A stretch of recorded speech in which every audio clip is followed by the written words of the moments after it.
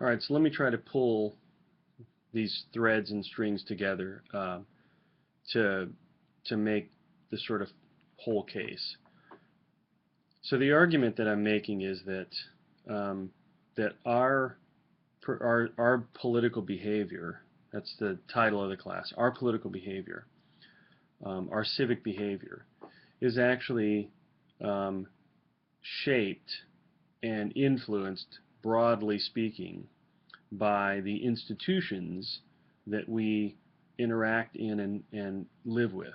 And remember what institutions are. They're the formal and informal norms, rules, and procedures embedded in the organizational structure of society.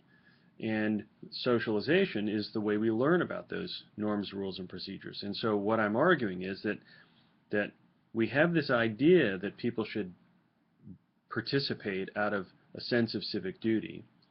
And that idea is rooted in the founding period of our nation, but that over time these broad, big macro institutions, and I talk about three of them: citizenship, political economy, and the size of the public sphere, have evolved over time,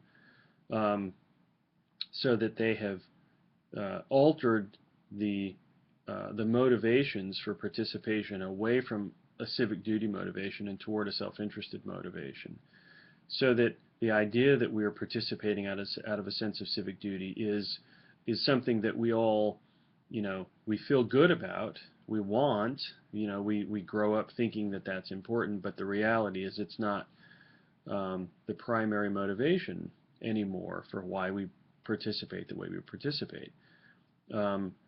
And so the real question is, how do we participate?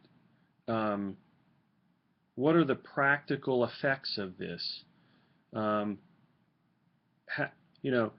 People vote, not at great rates. They vote, but they don't.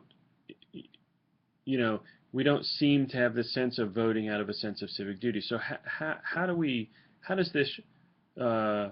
how do these institutional forces shape the way we participate? And so what we're going to move to next is the Zukin book, A New Engagement. And the Zukin book answers the question, okay, how is it that we participate? So we can see that these institutions shape our participation. We can see that they structure the incentives for participating a certain way. How do we participate? And what's great about the Zukin book is that it actually looks at participation across the four living generations. The dutiful generation, the oldest generation, the baby boomer generation, which would be my parents and your parents, the Gen Xers, which would be my generation, and the millennials, which would be your generation. And so we can see the differing kinds of political participation and civic participation across these generations. And so we can think about the differing kinds of participation in the context of the institutional forces that shape that participation.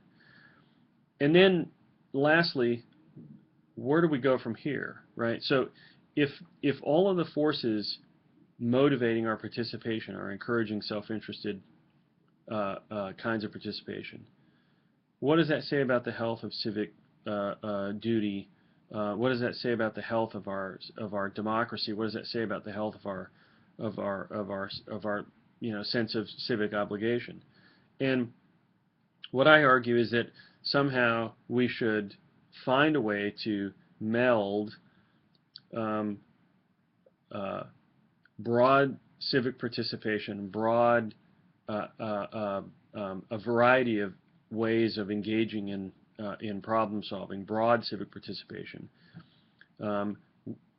motivated by self-interest. And in the very end of the book, I argue that there's this idea that we often hear about called social entrepreneurship that might actually be a model to look at for that. So the idea of a social entrepreneur is somebody who's bringing entrepreneurial ideas that we used to sort of think about in the context of business and applying them to public problems.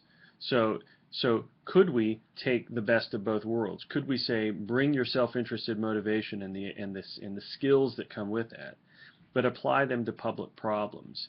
And is that the way then to link, in some ways, our past with our future? Is that the way to link civic duty, which is concern about public problems, with self-interest, self-interest and the skills that come with self-interest, which is the entrepreneurial side? And so, and I think again, just to link the Zukin book here, I think that's what the millennial generation, your generation, does almost naturally, without really thinking about it, which is why I think it's really cool to think about what we learned from Zukin in the context of the evolving institutions and how they shape our broad motivations for political participation. All right, so when we come back on Tuesday, October 1st, we're going to go on to the Zukin book.